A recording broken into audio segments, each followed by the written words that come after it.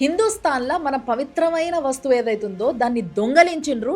40,50 వేల మంది చంపబడ్డరు. ఇంకో 2,00,000 మంది అక్కడి నుంచి తరిమేయబడ్డరు. మొహమ్మద్ ప్రవక్త యొక్క సక్సెసర్ ఫ్యామిలీ ఏదైతుందో కంప్లీట్‌గా వాళ్ళని దోచుకొని, ఎవరైతే ఆ పవిత్రమైన కేశాల్ని కాపాడాలని చూసిండో ఆ వ్యక్తిని చంపేసిన తర్వాత పార్లమెంట్‌ల హోమ్ మినిస్టర్ అనౌన్స్ చేసిండ్రు. ఎవరైతే దీన్ని దొంగలిచ్చిండ్రో వాళ్ళ పేర్లు. ఏదైతే అశోక చిహ్నం ఉందో మన నేషనల్ ఎంబ్లం, దాన్ని పలగొట్టేంత వరకు హజ్రత్ వల్ల ఏం జరిగింది? ది ఫ్యాక్ట్ బై రమ్యకృష్ణలో చూద్దాం. అరౌండ్ 1634లా కాశ్మీర్లో ఉన్న ఏదైతే దాల్ లేక్ ఉందో దాని నార్త్ సైడ్లో ఒక కన్స్ట్రక్షన్ జరిగింది. మొఘల్ సుబేదార్ అయిన సాదిక్ ఖాన్ అనేటైనా ఈ కన్స్ట్రక్షన్ చేయించిండు.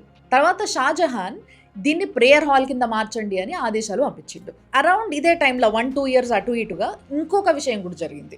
సౌదీలో ఉన్న మదీనా నుంచి సయ్యద్ అబ్దుల్లా మదానీ అనే వ్యక్తి, ఈయన ఎవరు అనంటే మొహమ్మద్ ప్రవక్త యొక్క సక్సెసర్.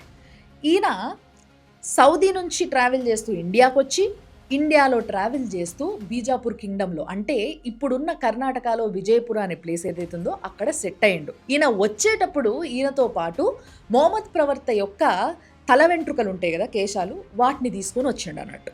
వాటిని జాగ్రత్తగా కాపాడుకుంటూ ఆయన అక్కడ సెట్ అయిపోయిండు. తర్వాత కొన్ని రోజులకి ఆయన చనిపోయిండు. ఆయన చనిపోయిన తర్వాత ఆయన కొడుకు అయిన సయ్యద్ హమీద్ ఆయనకి ఆ బాధ్యతను అందించిండు. ఆయన కూడా అంతే జాగ్రత్తగా దాన్ని కాపాడుతూ వచ్చిండు. బీజాపూర్ పైన ఎప్పుడైతే మొఘల్స్ దండెత్తిండ్రో అప్పుడు వీళ్ళ ఫ్యామిలీని కూడా, అంటే మొహమ్మద్ ప్రవక్త యొక్క సక్సెసర్ ఫ్యామిలీ ఇది అని తెలిసి కూడా వీళ్ళపైన కూడా దండెత్తి వీళ్ళ సర్వాన్ని దోచుకున్నారు వాళ్ళు. ఈ దుర్మార్గుల చేతిలో ఈ పవిత్రమైన వస్తువు పడొద్దు అని చెప్పి ఏవైతే మొహమ్మద్ ప్రవక్త కేశాలు ఉన్నాయో వాటిని తీసుకుపోయి కాశ్మీర్లో ఉన్న ఎవరైతే చాలా ఫేమస్ బిజినెస్ మ్యాన్ నూరుద్దీన్ ఏసాయ్ ఆయన చేతిలో అప్పచెప్పిండు. ఈ విషయం ఔరంగజేబ్ చెవులో పడ్డది. అప్పుడు వెంటనే ఆయన దగ్గరికి కాశ్మీర్కి పోయి ఆయనని బంధించి తీసుకొచ్చి ఢిల్లీ జైల్లో పెట్టి ఆయన దగ్గర ఉన్న ఆ కేశాలు ఏవైతే ఉన్నాయో వీటిని తీసుకొని అజ్మీర్కి పంపించిండు. అట్లా పంపించిన తర్వాత 9 రోజులకి ఔరంగజేబ్కి కల వచ్చిందంట. ఆ కలల మొహమ్మద్ ప్రవక్త ఆయనతో పాటు ఇంకో 4 ఆయన ఫాలోవర్స్ ఎవరైతే ఉంటారో వాళ్ళు కలలో కనిపించి, నువ్వు చేసింది తప్పు, అట్లా చేయడానికి వీలు లేదు, ఆ కేశాలను ఆయనకి ఇచ్చేసి ఆయనని రిలీజ్ చెయ్యి అని చెప్పేసి అక్కడ మొహమ్మద్ ప్రవక్త చెప్పినట్టుగా ఆయన్నే, అంటే ఔరంగజేబే బయటకు వచ్చి ఈ విషయాన్ని చెప్పడం జరిగింది. అప్పుడు ఔరంగజేబ్ ఆ కేశాలను ఇచ్చేసి ఆయనని రిలీజ్ చేయండి అని ఆర్డర్స్ పాస్ చేసిండు. బట్ అంతలోపే, అంటే ఔరంగజేబ్ మిలిటరీ చేతిలో ఆయన ఆల్రెడీ చనిపోయిండు. ఈ విషయం తెలిసిన తర్వాత ఔరంగజేబ్ ఈ కేశాలని, నూరుద్దీన్ ఏసాయ్ బాడీని కాశ్మీర్లో ఇనాయత్ బేగం అని నూరుద్దీన్ ఏసాయ్ వాళ్ళ బిడ్డ దగ్గరికి పంపించేసాడు. ఇదంతా జరిగింది అరౌండ్ 1700 ఇయర్లో. అప్పుడు ఈ ఇనాయత్ బేగం ఏం చేసిందంటే, ఈమె ఆ కేశాలను ఏవైతున్నాయో అవి తీసుకొని పోయి కాశ్మీర్లో, నేను చెప్పిన కదా దాల్ లేక్లా నార్త్ సైడ్ ఒక హాల్ కట్టిండ్రు. తర్వాత షాజహాన్ దాన్ని ఒక ప్రేయర్ హాల్గా మార్చమన్నాడు అని చెప్పేసి అక్కడ పెట్టి ఆమె పుత్రులు, అంటే ఆమె కొడుకులు, వాళ్ళ కొడుకులు ఇట్లా ఎవ్రీ జనరేషన్లో పుట్టిన మగపిల్లలు ఎవరైతే ఉంటారో వాళ్ళ సంతానం, వాళ్ళు దాన్ని కాపాడుకుంటూ వచ్చిండ్రు. సో ఈ పవిత్రమైన మొహమ్మద్ ప్రవక్త యొక్క కేశాలు అక్కడ ఉన్నాయి కాబట్టి దాన్ని హజ్రత్ బల్, అంటే పవిత్రమైన స్థలం అని పిలుస్తుంది. మొత్తానికి మొహమ్మద్ ప్రవక్త యొక్క సక్సెసర్ ఫ్యామిలీ ఏదైతుందో కంప్లీట్గా వాళ్ళని దోచుకొని, ఒక వ్యక్తిని, ఎవరైతే ఆ పవిత్రమైన కేశాలని కాపాడాలని చూసిండో ఆ వ్యక్తిని చంపేసిన తర్వాత, ఎప్పుడైతే ఆ కేశాలు మళ్ళీ కాశ్మీర్ పోయినాయి, ఆ ప్రేయర్ హాల్లో పెట్టినరో, అప్పటి నుంచి 260 ఏండ్లు ప్రశాంతంగా సాగింది. దాని తర్వాత 1963 డిసెంబర్ 27న ఎవరో ఈ పవిత్రమైన కేశాలని దొంగలించారు. ఈ ఇన్సిడెంట్ వల్ల ఒక రేంజ్లో అలజళ్ళు రేగినాయి, సొసైటీ నుంచి ప్రెషర్ వచ్చింది. అప్పుడు డిసెంబర్ 31న అప్పటి ప్రధాని అయిన నెహ్రూ సిబిఐ ఎంక్వైరీకి ఆదేశాలు ఇచ్చిండ్రు. తర్వాత జనవరి 4న వితిన్ 3 days ఈ కేశాలు దొరికినాయి కూడా. మొహమ్మద్ ప్రవక్త యొక్క కేశాలు దొరికిన తర్వాత కరెక్ట్గా 2 weeksకి జనవరి 17th 1964లా పార్లమెంట్లో హోమ్ మినిస్టర్ అనౌన్స్ చేసిండ్రు. ఎవరైతే దీన్ని దొంగలిచ్చిండ్రో వాళ్ళ పేర్లు. సో 3 ఉన్నారు వాళ్ళు, కాశ్మీరీ ముస్లిమ్స్. సో ఆ 3 పేరు చెప్తున్నాను నేను. అబ్దుల్ రహీం బాండే, అబ్దుల్ రషీద్, కాదిర్ భట్, వీళ్ళు 3 దొంగలించిండ్రు అని చెప్పిండ్రు. కానీ ఏదైతే డిసెంబర్ 27th మిస్ అయిందో ఆ రోజు నుంచి దొరికిన రోజు జనవరి 4th వరకు, అంటే 1 weekలా ఈస్ట్ పాకిస్తాన్, వేల కిలోమీటర్ల దూరంలో ఉన్న అప్పటి ఈస్ట్ పాకిస్తాన్, ఇప్పటి బంగ్లాదేశ్ ఏదైతుందో అక్కడ ఓ రేంజ్ల అల్లర్లు మొదలైనవి.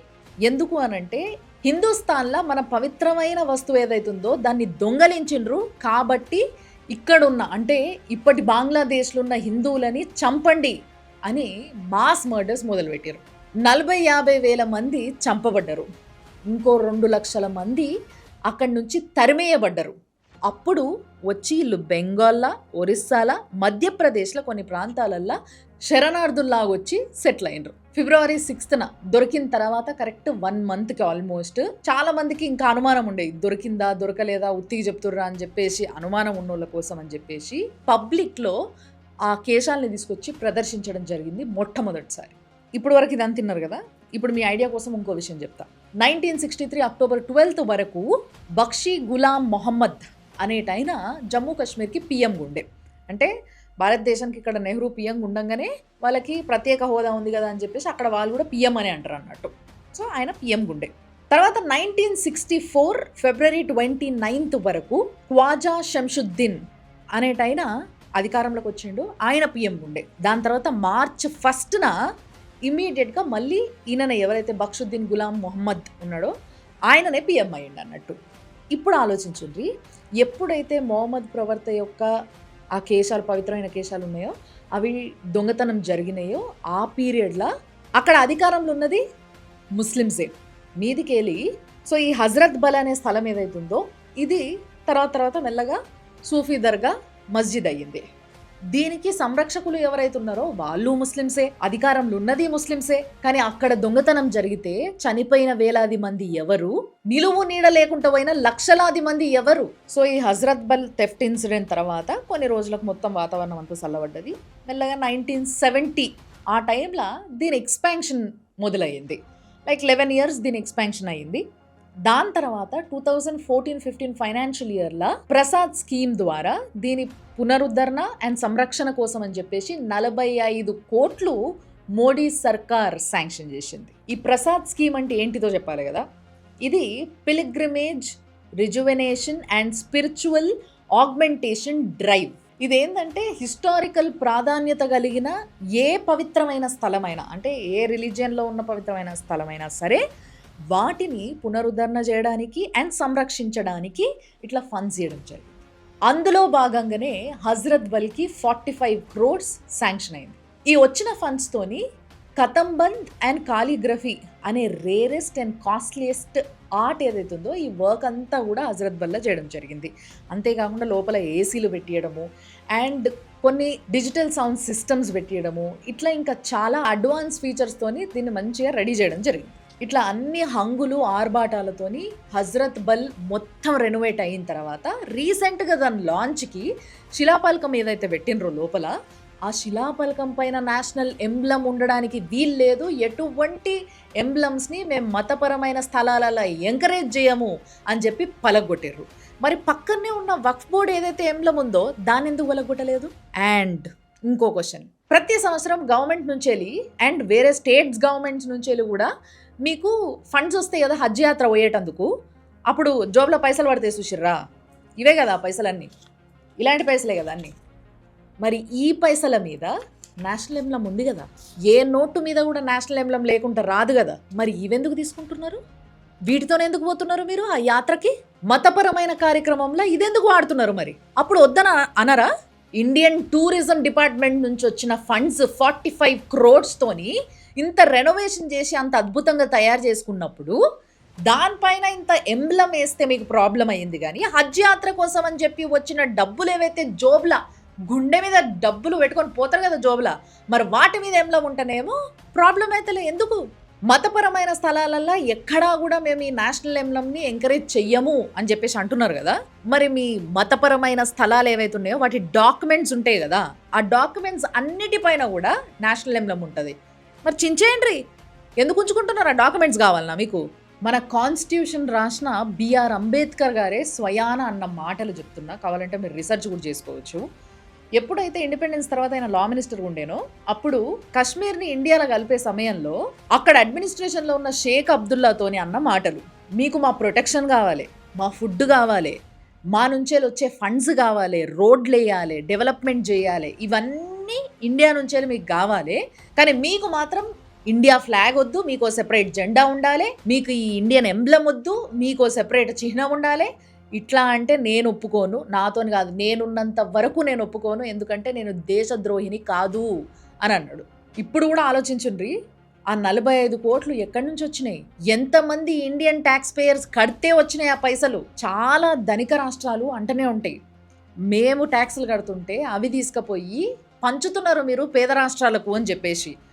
నిజంగా కశ్మీర్ని నార్మల్ చేయడానికి, దాన్ని డెవలప్ చేయడానికి, అక్కడున్న జనాలు నార్మల్ లైఫ్కి రావడానికి, అక్కడ బార్డర్ల సెక్యూరిటీ కోసమని ఆర్మీకి ఇచ్చిన ఎక్స్పెండిచర్స్ కానీ 1947 నుంచి ఎంత ఎక్స్పెండిచర్ అయిందనేది లెక్కేస్తే గుండాయి చచ్చిపోతారో తెలిస్తే. ఇప్పుడున్న జమ్మూ కాశ్మీర్ సీఎం ఒమర్ అబ్దుల్లా, ఈయనని ప్రెస్సులు అడిగినరు, ఏంది అసలు నేషనల్ ఎంబ్లమ్ని అట్లా పలగొట్టడం ఏంది, మీరు ఏమంటారు దానికి అని అడిగితే, అదేందది అసలు అది పెట్టడమే వాళ్ళ తప్పు, ఒక మతపరమైన స్థలంలో అక్కడ పెట్టాల్సిన అవసరం లేదు, ఆలోచించకుండా పెట్టేసిండ్రు అని చెప్పేసి సమర్థిస్తున్నాడు.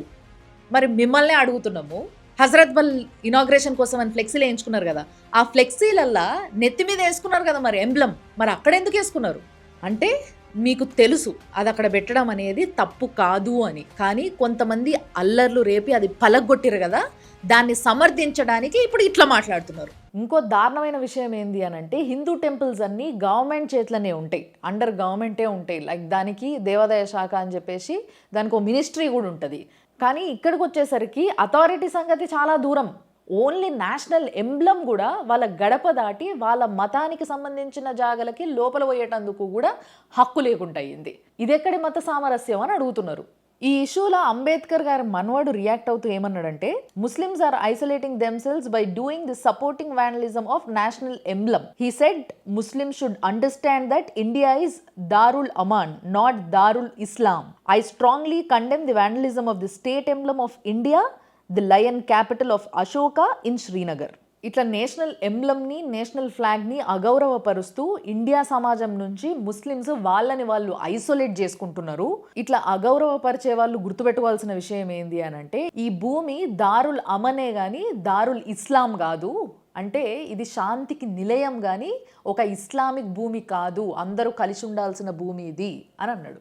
ఫైనల్గా ఒక్క విషయం చెప్పాలనుకుంటున్నా, చాలా దారుణమైన విషయం ఏంది అని అంటే, ఇదంతా తిన్న తర్వాత మొహమ్మద్ ప్రవర్త యొక్క సక్సెసర్ ఫ్యామిలీ ఏదైతే ఉందో ఆ ఫ్యామిలీని మొత్తం దోచుకున్న ఔరంగజేబు, అంతేకాకుండా ఎవరైతే మొహమ్మద్ ప్రవర్త యొక్క పవిత్ర కేశాలను కాపాడేటందుకు ముందుకొచ్చిన వ్యక్తున్నాడో నూరుద్దీన్ ఏసాయ్, ఆయనని ఖైదు చేసి ఆయన సావుకి కారణమైన అదే ఔరంగజేబ్ రాసిన ఖురాన్ ఏదైతే ఉంటుందో దాన్ని చాలా పవిత్రంగా తీసుకుపోయి ఆ హజరత్ బల్లా పెట్టుకున్నారు. ప్రపంచంలో ఎంతో మంది గొప్ప గొప్ప ముస్లిం పెద్దలు రాసిన ఖురాన్ని పెట్టుకోవచ్చు, ఆప్షన్ ఉంది, అయినప్పటికీ ఔరంగజేబ్ రాసిందే తీసుకుపోయి లోపల పెట్టుకున్నారు. కానీ అదే హజరత్ బల్ డెవలప్ కావాలి, నెక్స్ట్ లెవెల్కి పోవాలి, బాగుపడాలి అనే ఆలోచనతోని అన్నన్ని కోట్లు ఇచ్చిన ఇండియన్ ఎంబ్లమ్ ఏదైతే ఉందో అది మాత్రం లోపల ఉండడానికి వీలు లేదని పలగొడతారా? This is a fact by Ramya Krishnan.